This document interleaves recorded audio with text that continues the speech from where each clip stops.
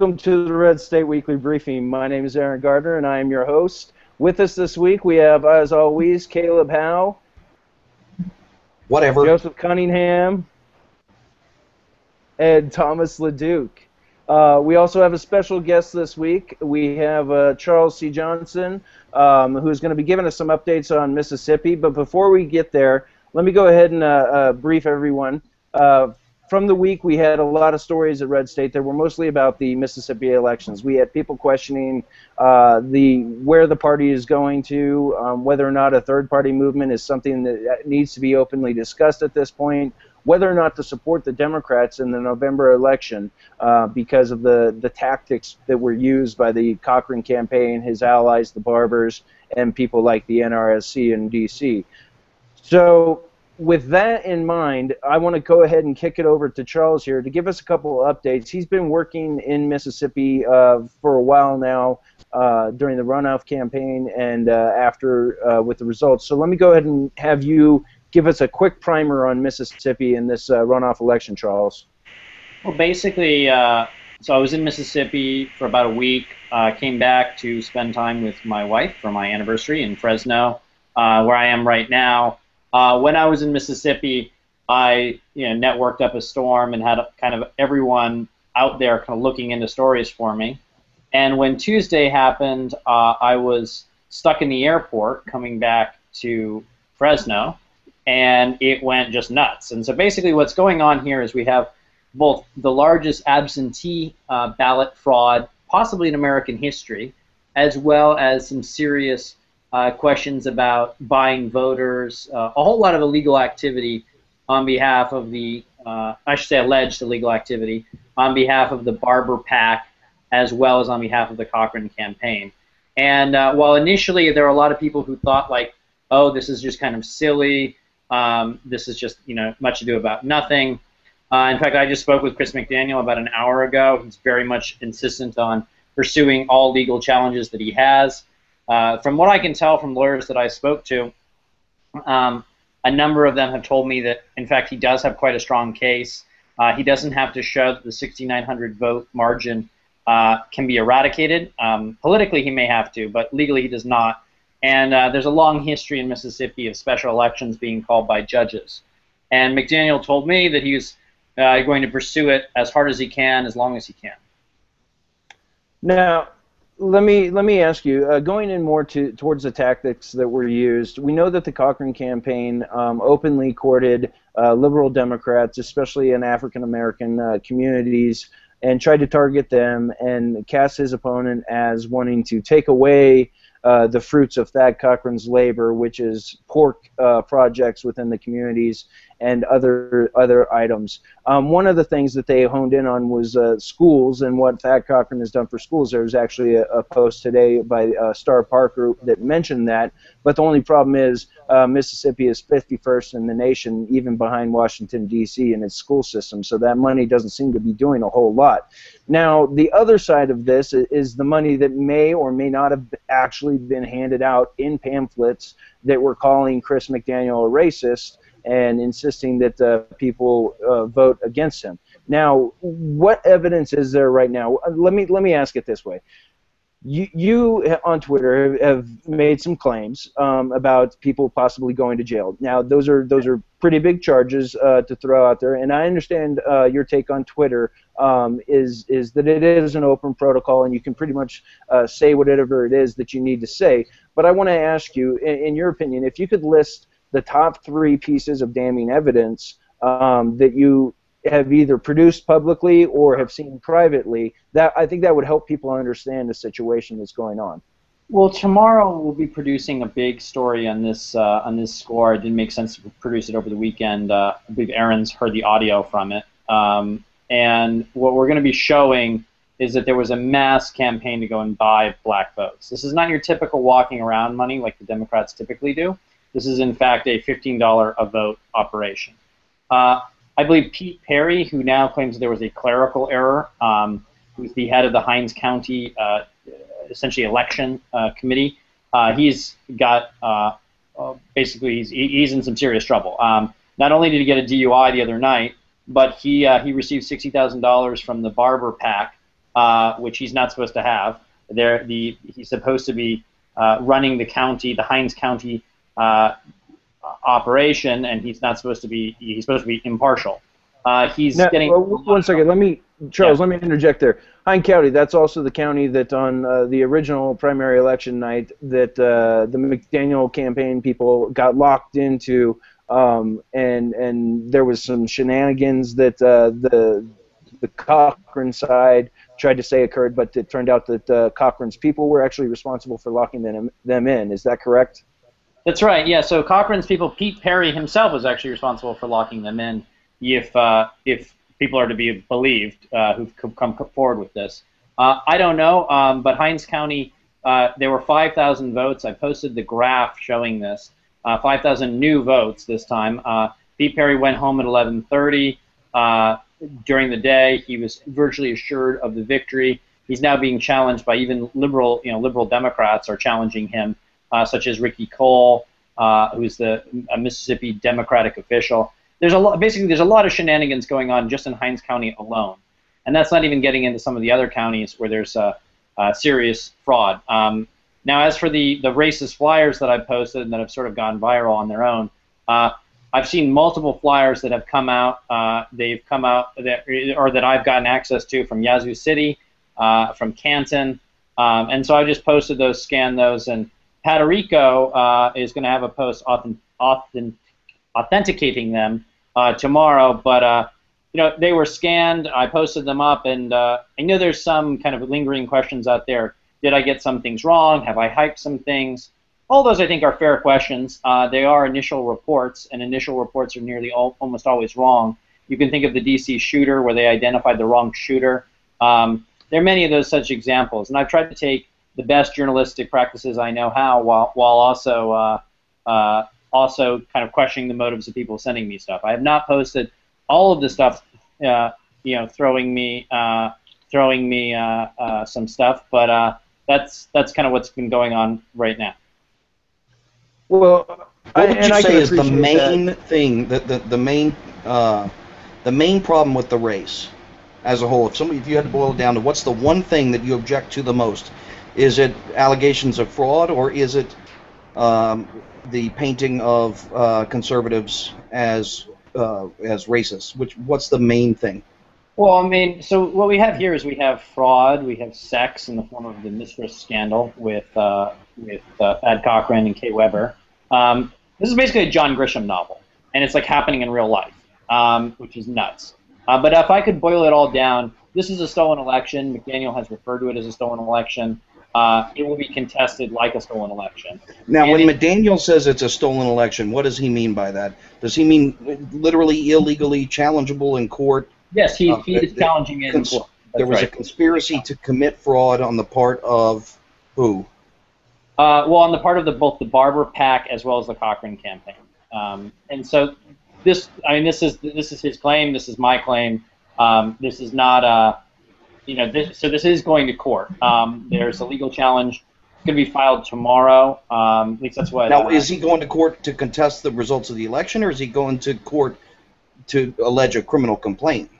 He's going to court to contest the results of the election. Now, let me ask a quick question on that point. When he goes into court to contest the election, is it through the process of this, they're going to find out everything that we're talking about, and that's where the criminal complaints would then come in after that, after discovery. Is that correct? I would think so. I mean, look, one of the problems is that you do need the DAs and the city prosecutors to go and actually bring charges. In some counties they may, in some counties they may not. And so it's going to be very interesting to see what actually goes on.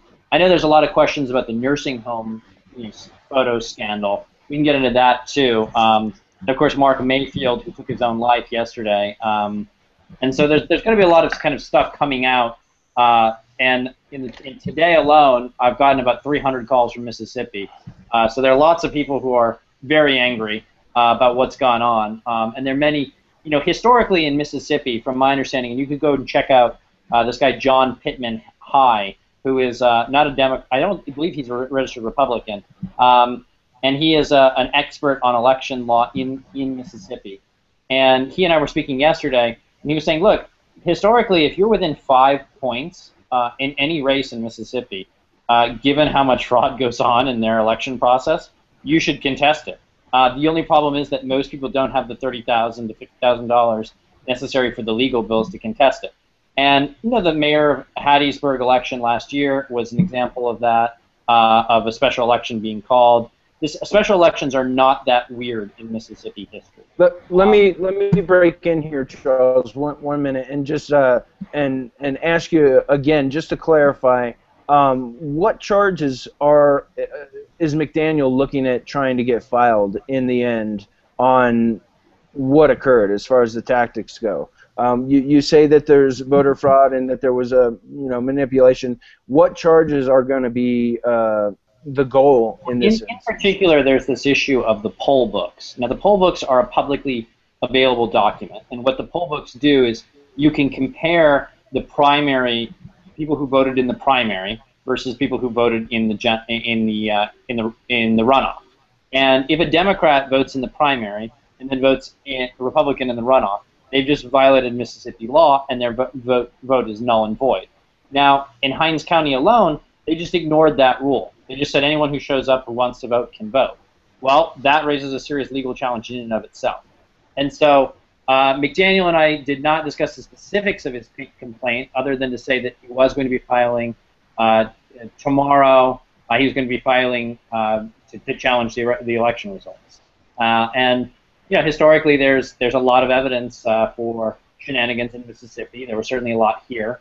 The racist angle is more, I think, a reflection of what the GOP nationally thinks of the Tea Party and the extent to which they'll play cynical politics to get what they want accomplished. That seems to be what has most people.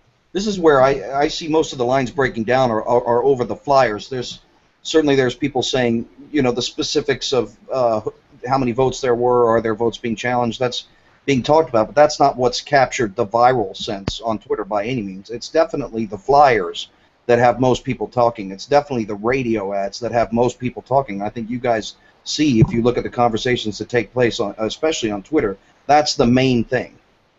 I agree. That's what most people are talking about. I think that's true nationally. I think I've been kind of sucked in too much into Mississippi, but what they're all talking about is the specifics of the challenge. They've sort of already kind of gone through the racist radio ads and the racist robocall, all of which I posted at my YouTube account. David Martosco at the Daily Mail had a few other racist ads that ran in black areas. And Eliana Johnson had a good story the other day at National Review about Mitzi Bickers, who was paid by the Barber PAC to do those racist ads. And so this is really an indictment. I mean, Haley Barber was... And that's been admitted to, is that correct? That's been done. I mean, that's been documented. You can go look at the National Review story, assuming Eliana's right. What we now, that's what we now know, and we're going to be pulling more stuff from the racist radio ads. I have people in the field right now in Mississippi going to go do that tomorrow to pull more documents, because they're documents that have to be filed with the radio station. So, it's all very much still in flux, but I think the general gist of it is the racist angle, that they are willing to rent the Democratic machine, that they're willing to that they're basically willing to rent the Democratic machine to get the turnout sufficient to go and defeat a Republican, and that they're willing to massively ignore Mississippi election law to get it accomplished. Aaron, can you tell us the content of one of those flyers? I don't have the flyer on me right now, but we are actually going to try and see if we can get the audio to play. Thomas is working on that right now. And I have one more question. I was at the beginning. I was totally prepared for the show and not putting everything on mute so I could type 4 questions, so I heard everything that happened in the first few minutes. But just imagining that there's someone listening who might have missed the first few minutes of this program while they were sitting here on camera, were we talking about this? There was a $15 payment made for votes specifically to get minority votes, and is there a paper trail or evidence of people being paid money to vote? So yes, there is a paper trail of it. There are also emails that document it, and I will be posting those either on Monday or on Tuesday, because I think they'll go even bigger on those days. We also have audio of a black preacher discussing how he was paid money to go $15 a vote to get people to vote for the Democrat, or excuse me, for Thad Cochran. Or Thad Cochran. Yeah, and let me actually break in there. I've actually listened to that audio, and it is some very compelling audio. I will say I don't think it is the smoking gun, but it is definitely something that will trigger police to maybe look into this, and other people to look into what. Now, was Aaron, done. if you've listened to it, what is it? What does a person say to someone when they're telling? Like, if I was going to tell you, here's $15, and I want you to go, would I just say it like that, or I mean, are they talking in code? How does it? Is there a semaphore? Smoke signals? What's? Well, it's well, if it was you, we would probably just know by raising our eyebrows at each other because of our special relationship. But you know it, baby. yeah, that's right. But I'm reading your mind right outside of that creepy moment, it was actually pretty straightforward in the audio. The audio was actually of the Reverend explaining how the process would go down to some degree. He didn't want to give everything away because he was negotiating. But yeah, I mean, what happened? The Reverend, just so everybody knows, he wants payment to tell his side of the story. And obviously there are people who look askance at that. But the source that I sent there did have emails and did read emails from high-ranking officials in the GOP discussing getting out the vote operation and the $15 a vote operation. So what the pastor was saying was, if I get 100 people and I get them out to vote, then I want $15 for each person that I bring out. Of those 100, I want $15, or he was giving that $15 to each person. Basically, the way that it was said inside the recording, and like Charles said, this will all be up live tomorrow or Tuesday. What was said in it is basically this Reverend, explained how the process would go down, and the process would be that he was given flyers and he was given envelopes full of money, and he was able to take those envelopes full of the money and the flyers and hand them out, even at the polling locations, even at some places inside the polling locations, to get people to vote for who they wanted them to vote for. Now, like Charles said, this guy, there's some history. Maybe he is credible. Maybe he's just looking for a payday. Either way, he's not getting a payday from anyone, as it turns out right now. So, what do I get paid? Let me jump in really quick. There are emails that go back to people at the national GOP that knew about this? There are emails from an aide to a senator who has the Thad for MS at Thad for MS email address. And now, how do you see it? Do you see it as mostly local corruption, or do you see it as a bigger picture? I don't know yet. So it depends on what shakes out. Yeah, my general sense is that this gentleman. I don't want to give away too much right now on this here podcast. No offense, fellas. But my general sense is that this is going to be rather insane. I mean, I have never seen anything like this. The fact that they left on the Thad for MS email address is just stupid. Like, I don't know. Mm-hmm. So, like, to me, this just shows that this is an amateur operation. My bet is that when we identify the individual in question, he will then say, he will then be a rogue actor or some such, and then be fired or be removed. He is still a government worker, by the way, which is the other. Right, but he just worked at the Cincinnati office. I'm sorry, different scandal. Yeah.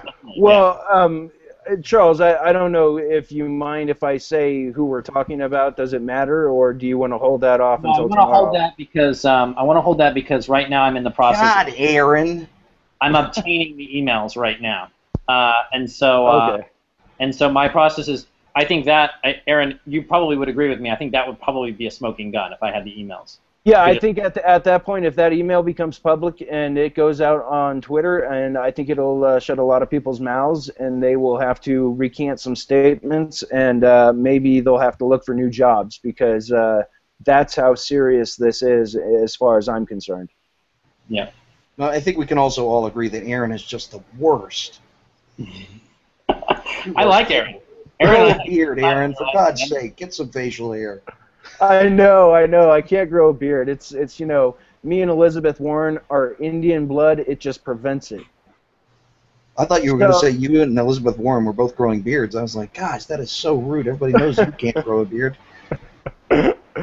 Well, hey, Joseph, you've been kind of quiet here. Do you have any questions that you want to ask Charles about this? I mean, you're right there in New Orleans. You're close to Mississippi. This kind of rolls over and affects you in the sense that you guys are all scandalous, corrupt fools down there as well. You can see Mississippi from his house. That's Yeah, right.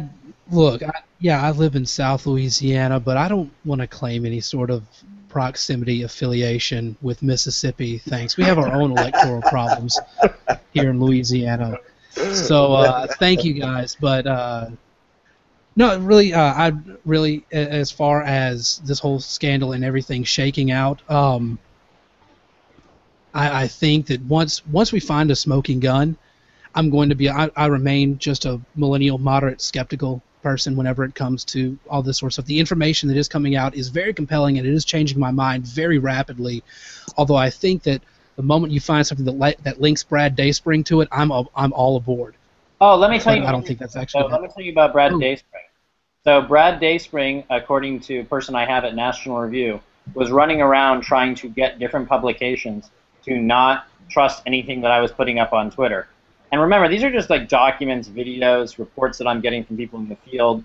I fully admit and concede that some of them may be inaccurate. This is a developing story, like as it's like quite literally happening. Right. But nonetheless, my batting average is really good. I mean, the flyers have gone everywhere. The videos and the racist robocalls have all been sort of blessed by GOP, by basically conservative media. So. And Charles, on that, you're absolutely right. What you've done, even if people don't like the tactics that you've used on Twitter to some degree, you've actually gotten a lot of good information out. But I want to go to Thomas Leduc here for a second and bring him back into this. He's going to try and play the ad for us, and also I want him to speak a little bit more on the racism and talk about that with you a bit more and how that affects people going forward. And also, if it won't play, can you reenact it and do it with a Cockney British accent? Well, yes, I can. Try. Here we go.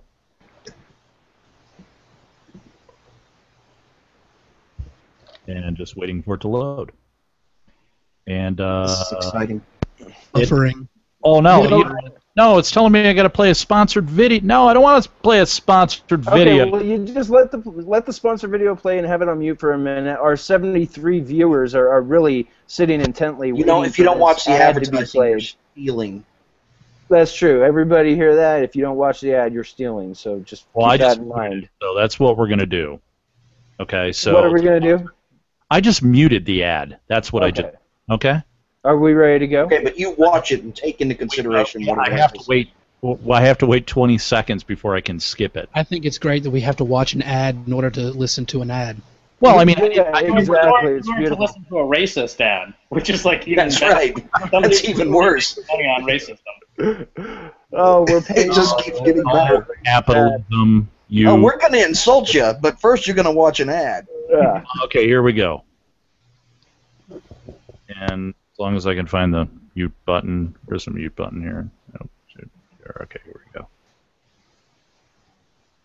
Party radical scares him, we should listen. Last week, the Clarion Ledger was able to tie McDaniel's campaign to an ally of the Ku Klux Klan. And this supporter of McDaniel's campaign was a Klan lawyer that represented Sam Bowers. If we stand by and don't go to the polls and vote today, do you understand what we could lose? We could lose food stamps, housing assistance, student loans, early breakfast and lunch programs, and disaster assistance, as well as making cuts to Social Security and Medicaid. The right-wing Tea Party people are saying we are too lazy to care or too afraid to go vote. They say we only want a handout or something for free.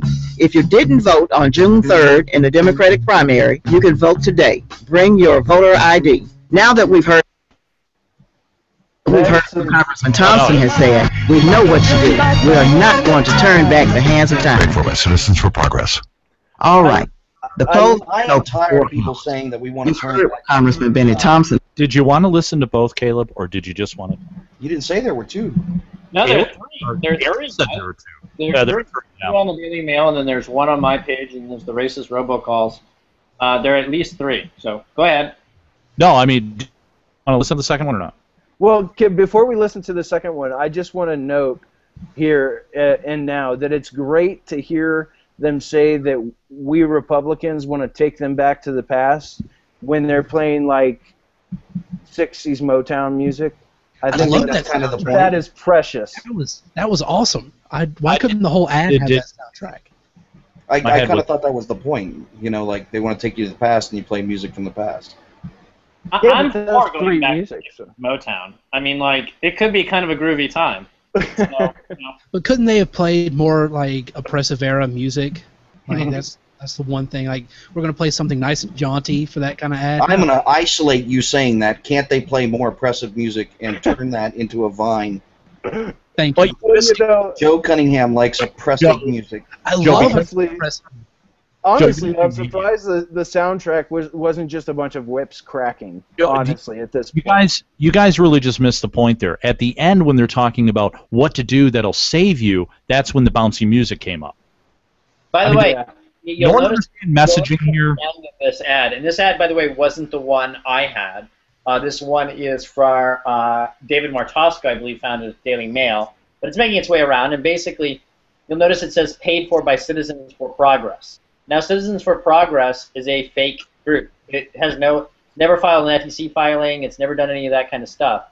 And it's been identified that they actually work with the Barber Pack and that they've worked with the Barber Pack before. So it's quite literally a fake organization created by them. And presumably somebody wrote the script. I mean, the people who produced the ads was this company called Williams, GW Williams, which is like a white shoe kind of advertising firm, and they, by the way, have an all-white staff. So it's kind of funny, like, who wrote this? Like, it raises some really interesting questions. Okay, Leduc, do we have the second one queued up? Yeah, I can play it. Just started at the beginning there, but I can go ahead and start that up. Ready? Yep, we are ready. Let's listen to it. Has said, this election may be more important since we elected President Barack Obama the first time. If someone tells you that by voting today you cannot vote in November, it's just a Tea Party bald-faced lie.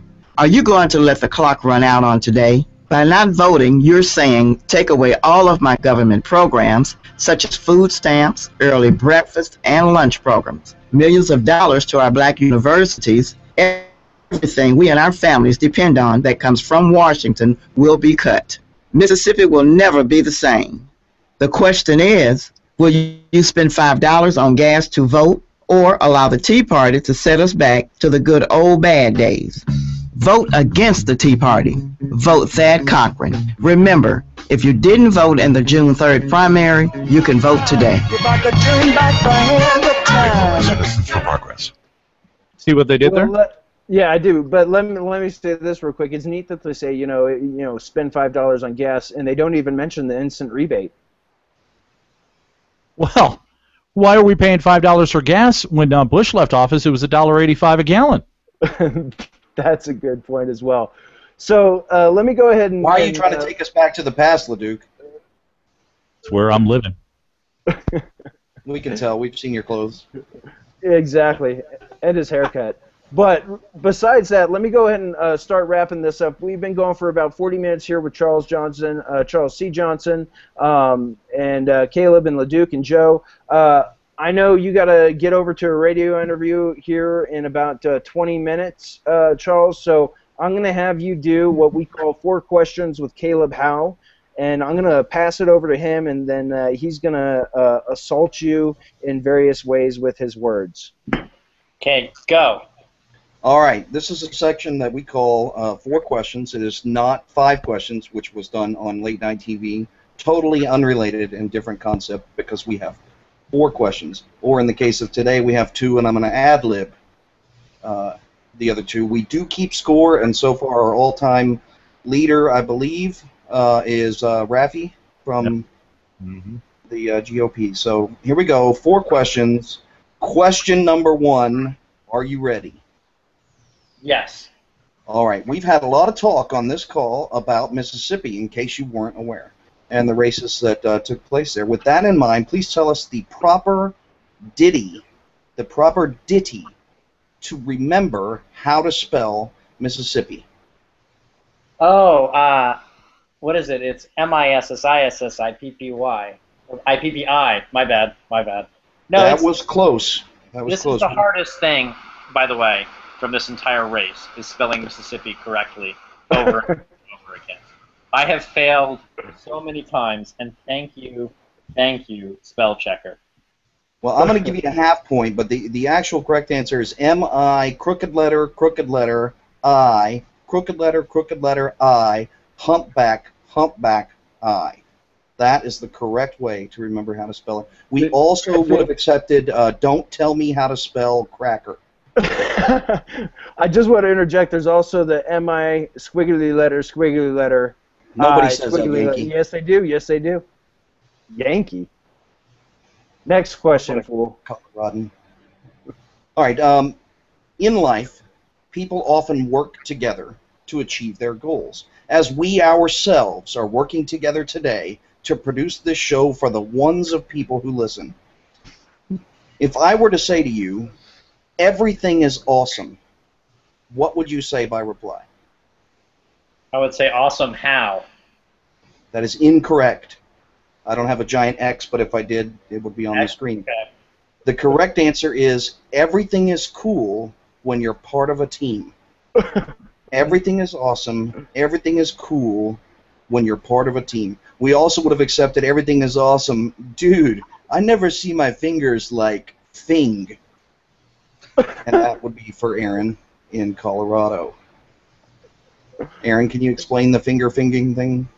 I don't know what the finger That's finging is, Simpsons but I've definitely seen a lot of Coloradans who have heavy interest in why their fingers don't fing.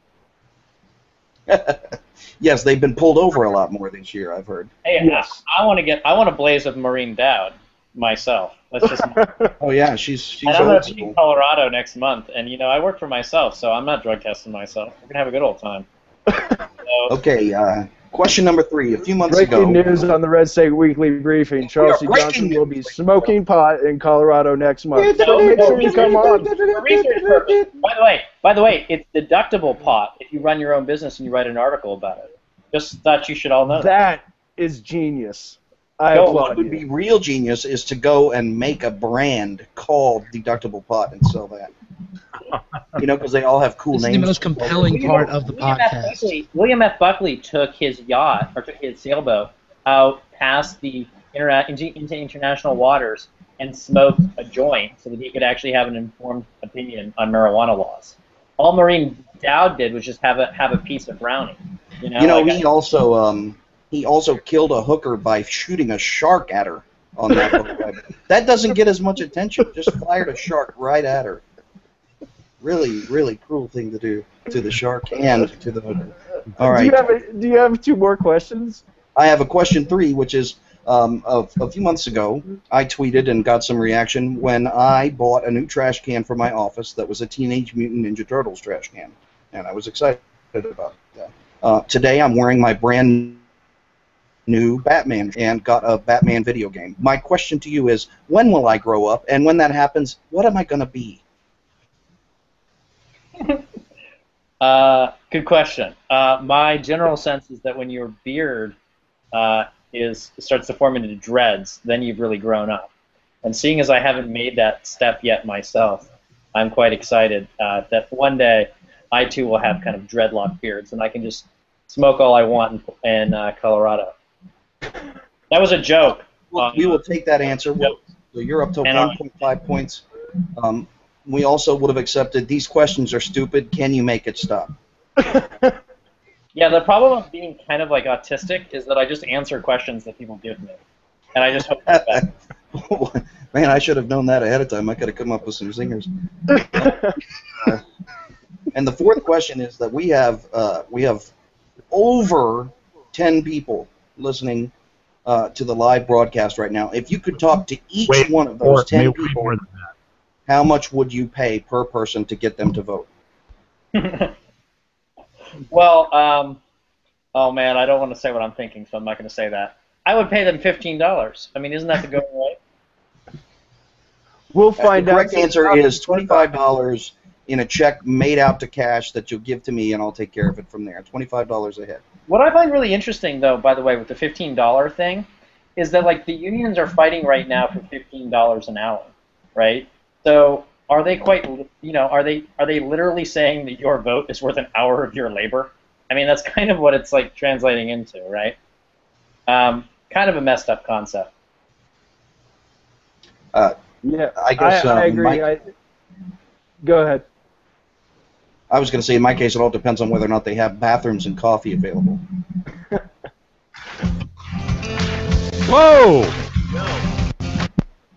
Who's music? Wow, that really touched me. What was that, from Denver? No, I left the website up, and so I decided to play another ad. All right. Well, hey, Charles, I want to thank you for coming on and going through a lot of this for you. I know a lot of this stuff is tricky, and people who are just following it casually don't necessarily get everything that is going on in Mississippi right now, and the huge divide that is brought forth in the Republican Party from the conservative ranks, Tea Party ranks, and the national establishment. So I appreciate you coming on. I know you gotta run here to your radio hit. We're going to go ahead and go along into our last segment, which is the horse race. And if you need to jump off, feel free to do so. Well, thank you guys for having me. I appreciate it. And chat soon. You bet. Take care. All right, so now we're going to go ahead and move over here to Joe and let him dive into his horse race segment. We have about 10 minutes left in the show, and I want to get as much in as we can. So, Joe, let's go ahead and rock out. Well, and do we what didn't you do the introductory music for his segment. And Every Joe is awesome. And there you go. The first number of the night is 62, which is my clout score, which has gone up since FTR Radio has been tweeting my name a whole lot here recently.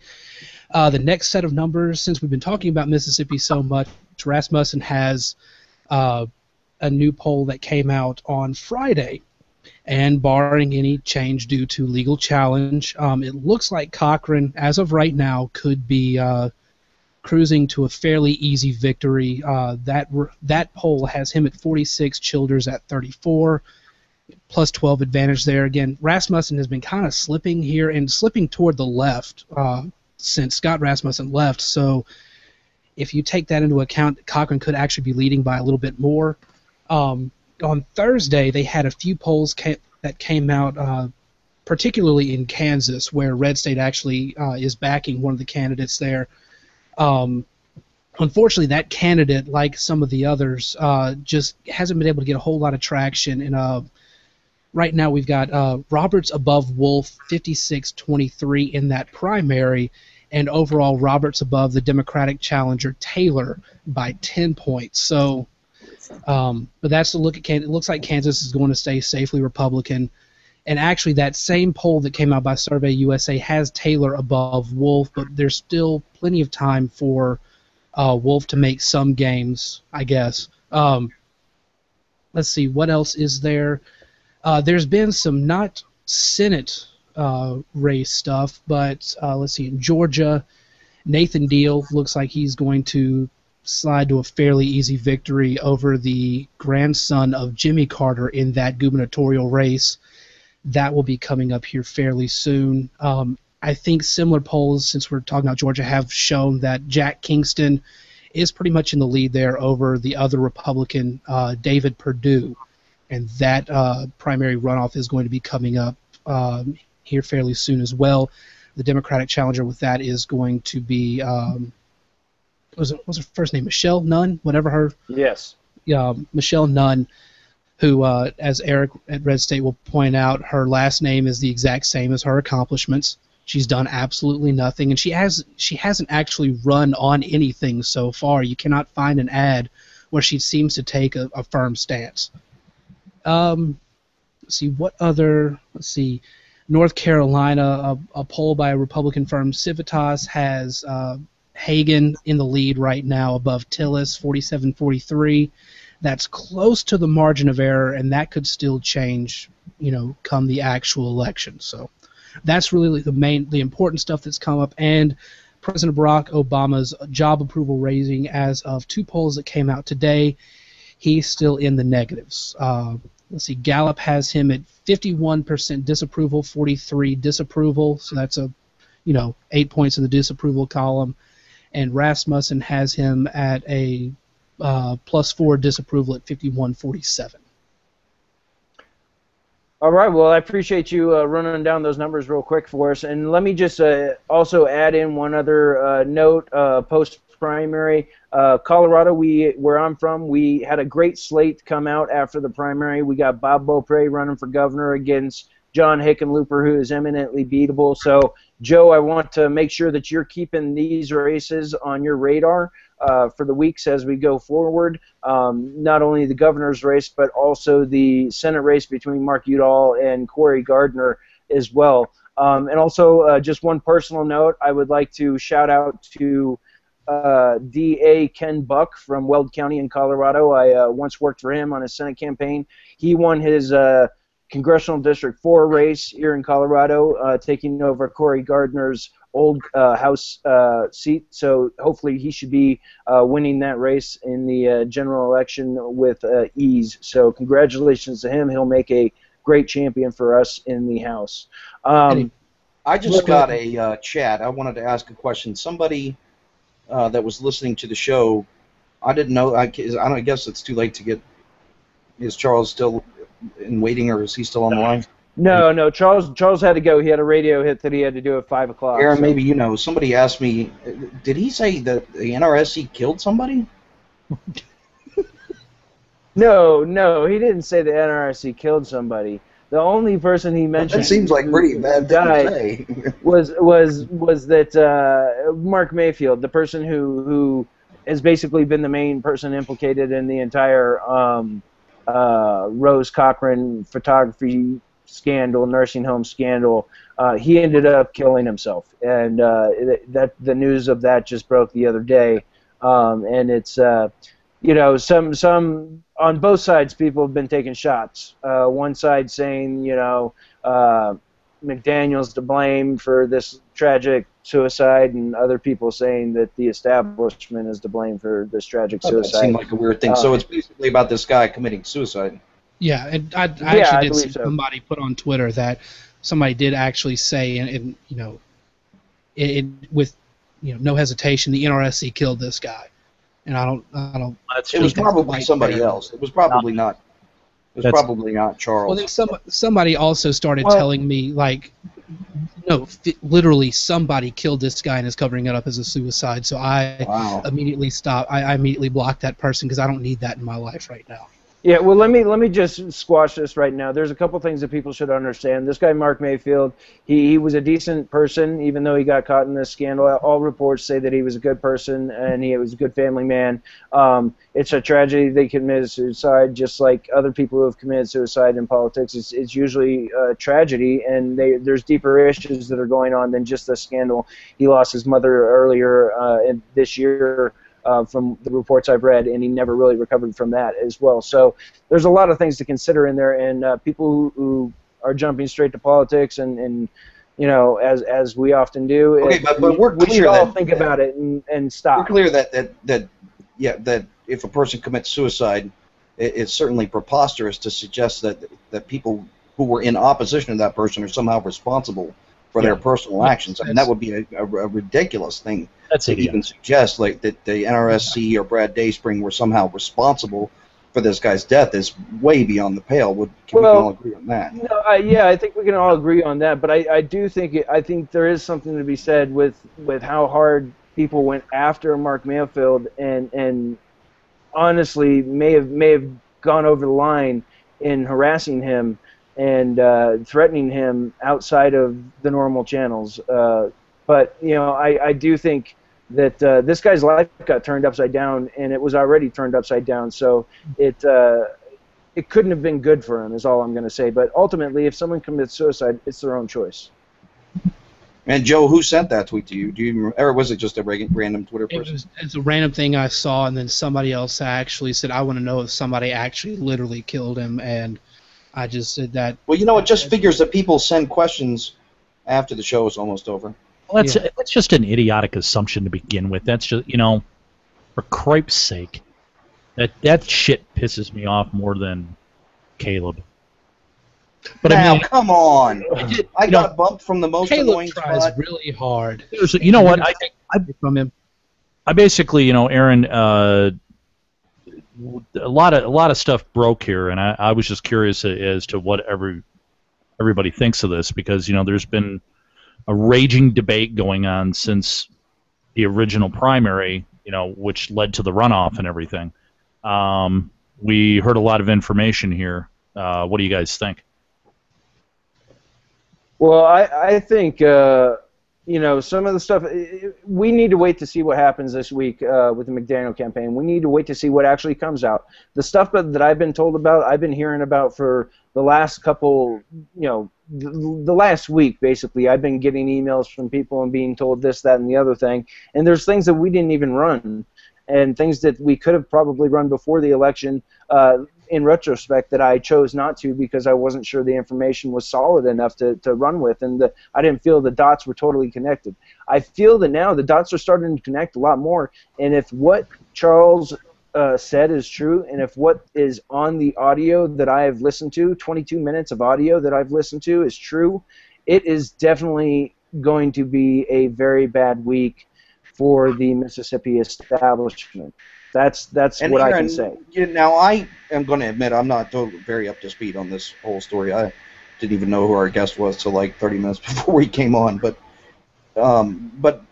as someone who's listened to all this and who's listened to the audio, where do you see? I wasn't quite clear. Where do you see the trail leading? I mean, this is a local thing. This is a barber. Well, I think, and of course, I'm listening to audio, and sometimes these audios, it can be sketchy, and you don't get total answers from people who are talking. But it sounds like to me that the names. Now, I'm not gonna break the name, that is on the email, because that's Charles, and that's what he's gonna do tomorrow. I could tell you who that is, but I'm not gonna right now. But the name that I can bring up is the last name Barber. That's specifically mentioned in the audio interview with this reverend who was wanting to get compensated to provide this evidence. But and he was also wanting to be compensated by Cochran and them to. The way he tells it, he was supposed to get paid basically $20,000 to go out and gin up votes for Cochran. And then he didn't get paid and hasn't got paid yet. And he said that the person we were in the wrong business. He said that the person he had been working with was a barber with a first name that starts with J. And it's not totally audible what he says, but it's a first name that starts with J and a last name of Barber. So wherever that leads, I'm not a Mississippi expert, but I have a clue as to where that may lead, and it's not good. Well, I'm just saying, to me, from what I've seen on Twitter and from what I've heard on this show, to me it sounds like that's as far as it goes. I don't see. Well, it doesn't sound like the NRC or anybody. I mean, it feels like a local story. The NRC, Caleb. Hold on, Joe. I think that where you're wrong in that is number one. The email that's going to be hopefully produced this week, if it's not produced, I mean, that's game over. If that email isn't produced, Charles is going to lose a lot of credibility. But if that email is produced and it's coming from a Thad for Mississippi email address, and this guy is a staffer of a senator right now, I mean, I'm not going to say the name, but this guy has been in the news before, and it's not going to be good. Oh, that's the senator that Charles was talking about earlier. Yes. Yeah. Yes. A staffer for a senator who is working also on the campaign for Cochran. When Charles, where does he sorry, I'm just trying to catch up here, Blue. Does he release this through a website of his own, or is he working with you, for example? Well, he's an independent journalist, an investigative journalist, and does opposition research and everything. He doesn't have a site yet. He actually has a GoFundMe project that he's trying to stand up a site so he can actually put this stuff out. What he's doing right now is he's putting it out on Twitter because he believes that it's necessary just to get the raw information out. Huh? So it's been like, so for example, the flyer that came out on Twitter.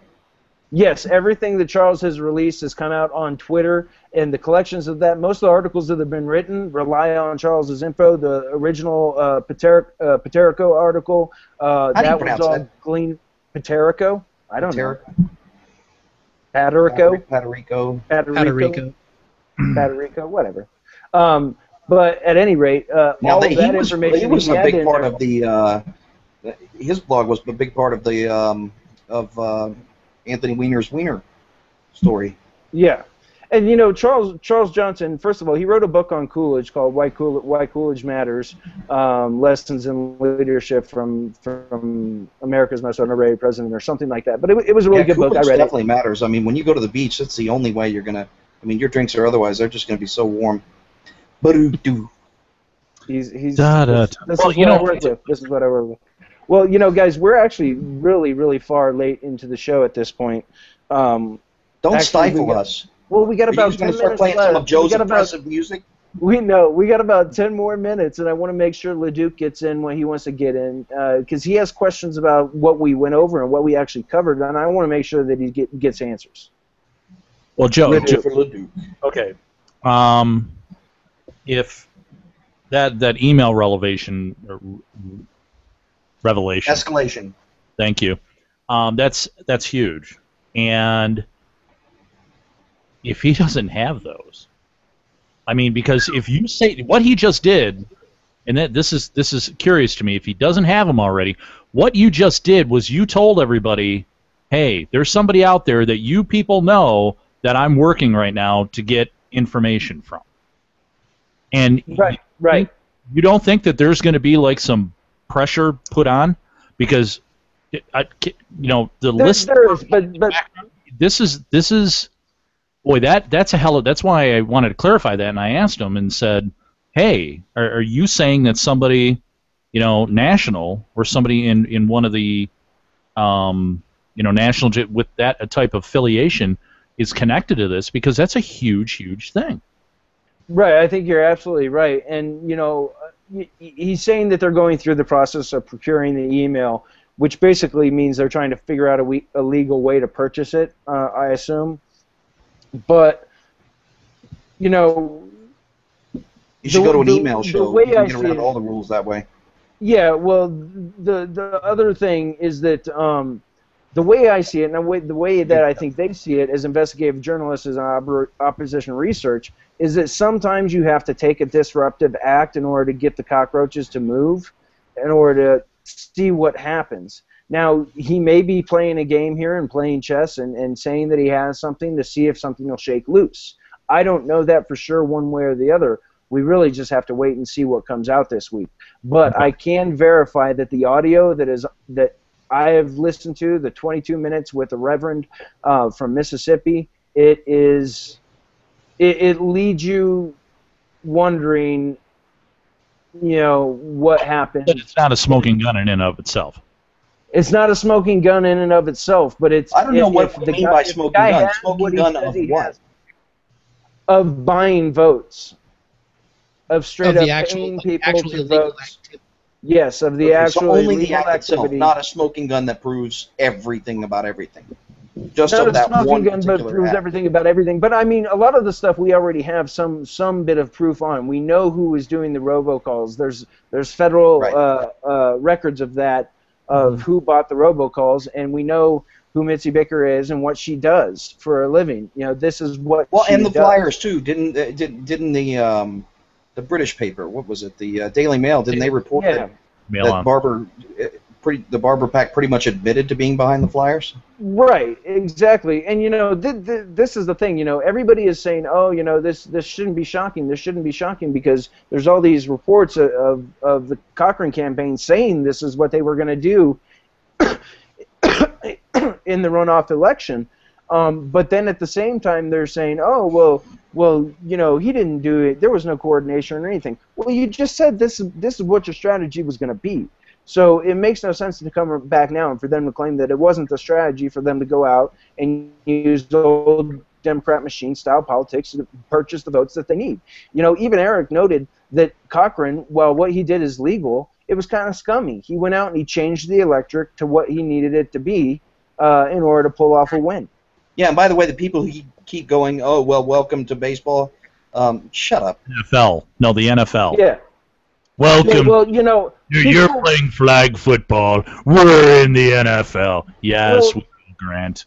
yeah, they're all real tough behind their keyboards. But let me say this real quick. You know, these guys, they always say, oh, politics ain't beanbag. Yeah, politics ain't beanbag. It's also not mutually assured destruction, or at least it shouldn't be. We shouldn't be sowing the earth. It shouldn't be Carthage versus the Romans. It shouldn't be the freaking Third Punic War. But that's what they've made it into. Can you give us one more analogy? It shouldn't be Rocky versus the Russian. Bullwinkle. You know, whatever it is, you know, I must end you. But it shouldn't be that way. But that's what they've made it. They've made it to where any challenger to an incumbent or any conservative Tea Party candidate in an open race must be destroyed. It's Tea That's Party. what I understand is the celebrating.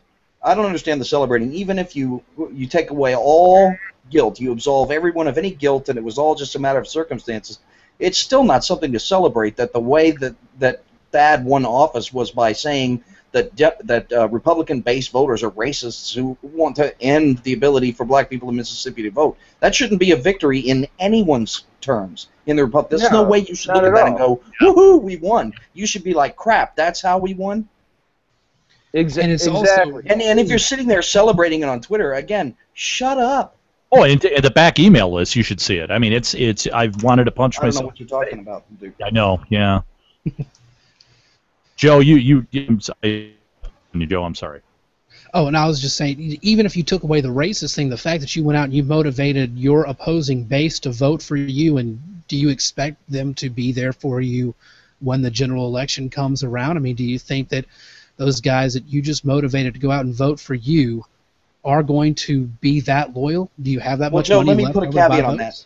If you go out there and you genuinely say a thing that you genuinely think, and people that are Democrat voters genuinely think that the thing that you said is a good thing, then that's one thing. That's why I think it's important to specify that what they used was race fear-mongering, as opposed to, say, him advocating a policy that he intends to follow through on once he's returned to office, and that they intend to follow through on their vote in November. You know, if that were the case, if it were a legitimate, hey, we happen to actually like this guy, even though he's a Republican, then there's nothing wrong with that. There's nothing wrong with the Democrats saying, okay, I like this guy. That very method, you know, in using race politics and things like that, there's nothing that's going to stop the Democratic candidate Childers from doing the exact same thing. Of course, he's going to turn around in the general and use the exact same arguments against that. It's a horribly maybe not that risky given how red Mississippi is, but it's questionable at least, and that's what a lot of the general outrage from the base comes in on, is you use these awful tactics in order to alienate your own base and bring in other voters, and you expect us to stick with you, and you expect those guys that you brought in to stick with you. Well, you know what's really bad? Hold on one second, Thomas, hold on. The thing that's really bad here is that they already knew that this was a highly televised and watched race across the nation. So not only is it a local issue with what happened, it's one of these things. It is an Aiken moment. They created an Aiken moment, a moment that can now be tagged to every other Republican in 2014, and they created it out of whole cloth and charged a man to be a racist just because he's a conservative. And it's absolutely sickening, and now it's going to be pegged on every other freaking Republican in 2014 by groups like Progress Now, OFA, and every other left-wing outfit out there. And regular watchers of this show will note that is the third time since our first show that Aaron Gardner has said created out of whole cloth. Nice. But Caleb, you asked about national ties to the Republican Party on this. $800,000 that went to the Cochran campaign came from the NRSC, came from a bunch of Republican senators already in Washington, D.C. Their money paid for some of these tactics. So now that ties them, even if indirectly, well, to I mean, that depends. strategy. Are you saying that it was the Cochran campaign, or are you saying it was the Barber PAC? Even if it wasn't directly the Cochran campaign acknowledged and used these tactics. They're tied indirectly to this strategy. But that's different than saying that the money was used to pay for it. No, wait. Okay, but wait a minute. When the McDaniel supporter broke into the nursing home and everything, what did the McDaniel campaign do?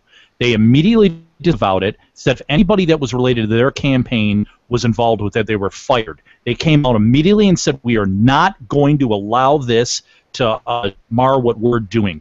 I don't give a damn if there was a line of separation because it's that thin. It doesn't matter. What they did was they did the exact same damn thing that the Obama campaign in 2008 and 2012 did. They used the race card, and they used it against one of their... That is despicable. These people should not... These people shouldn't be allowed to flip burgers at Burger King, all right? They should be cleaning up elephant crap behind circus animals. That's what they should be doing. This is disgusting. This destroyed my city because people were using racial politics for 50 years, dividing people, saying, you have to be over here, and if you're not, you're certain this, and you have to be over here, and it's created this divided piss off, and that somebody who was a quote-unquote Southern gentleman, who was somebody who healed the nation, helped heal the nation after the Civil Rights Act and everything in the 70s and everything, that his campaign that was led with his name is associated with this is despicable. And that anybody in the GOP hasn't come forward yet and said, we absolutely disavow ourselves of this is disgusting. I don't want to hear that people are like, that's not my state, or we didn't have anything to do with it. Bullshit. You knew about it, and if you didn't know about it, you should be stepping forward and saying, we do not accept this. And on that note... Now, everybody get up and go to your window and say, I'm mad as hell, and I'm not going to take it anymore. And LeDuc for president. That's right. Joe Cunningham for a haircut. I would like to apologize to any of our listeners who are offended by the term bull excrement in its unvarnished form. So we apologize for the language there. I got a little heated. But it's understandable. The passion that LeDuc brings to this is with the perspective of someone from Michigan, specifically Detroit, which he did see the racial politics destroy his city, not only in social ways, but in economic ways as well. So it's a big issue, and bringing race into it the way they did is pox on all their house as far as I'm concerned. So I want to thank everybody once again for coming out and watching the Red State Weekly Briefing. We appreciate you coming and watching and hearing what we have to say. The podcast will be on the site still, and we'll also be running it on audio over at FTR. LeDuc, let them know where they can find you and the podcast this week. LeDuc at FTR Radio and Irish Duke 2 on the Twitters. Joe, tell us where we can reach you online. You can reach me at JoeC_Esquire on Twitter, and you can go to my personal blog, which has a lot less political stuff than the rest of my rantings, at nicelifeindustries.com. Why anyone would want to go to a blog that's not about politics is beyond me, but sure, go there. Well, I have a new podcast that's going to be launching from there sometime next week, so... Oh, that's good. Is LeDuc running your podcast? Because I'm told that's the only way you can succeed in this business. If he wants in, then maybe we can work something together. But as of now, no, he's not. Your people. I don't think I can afford LeDuc. Yeah, your people, you call my people. I can't afford LeDuc. All right, and also, Caleb? People are Oompa Loompas, so they don't have phones. Right, exactly. You just have to stand outside and actually yell. What's great is he can't even respond because he's got a mouthful of food at this moment. Really impressed with you there, LeDuc. Mad. Want something? I had to put gum in there so I would shut up. All right, Caleb, where can we reach you online? Right here. I'm on this podcast. They can hear me right now, Aaron. Jeez. Anywhere you know how else? the internet works? Yeah, I'm on Twitter at Caleb Howe, and also you can find Digitas Daily, which is a daily video newsletter that I put out every morning that Ben and Sarah help create videos for and put together, and then we mail it out each morning, and you can find it at facebook.com/Digitas Daily, also YouTube/Digitas Daily, Twitter/ you sort of get the format there. I love the GM word list video, by the way. I don't know who was responsible for that, but that was great. That was Ben's video right there. I did a little bit of the scripting, but most of the creative stuff you see that comes from Ben and Sarah. I just do the actual newsletter making. All right. Well, hey, that's how I sell it. I have very little to do with it. That sells it to people. If I say right. the more involved I am, the less they want to read it. Right. Exactly. Digitas Daily. Everybody should definitely go out and check out Digitas Daily. Find it. It's got some of the best viral videos that you're going to be able to find out on the internet. It's there, nice in a package in your email each morning or afternoon, depending. And they will you take these videos and it's ready to put right on your blog. And yes, we focus on content producers, so you have content to put up on your blog. And of course, when we find or are notified of people who use video from the Digitas Daily newsletter, we promote their articles as well. So there you go. All in one shot, you get some free videos and you get some free Twitter exposure if you blog the videos that are in Digitas Daily. So make sure to go sign up for that. My name is Aaron Gardner, managing editor of RedState.com. I am your host of the Red State Weekly Briefing. You can find me at Aaron_RS on Twitter. You can find me at the front page of RedState.com, and you can search for Aaron Gardner on Facebook, and I'll probably ignore it. But hey, go for it. Take care. Have a great week, and hope you guys come back next week. Bye. Love you.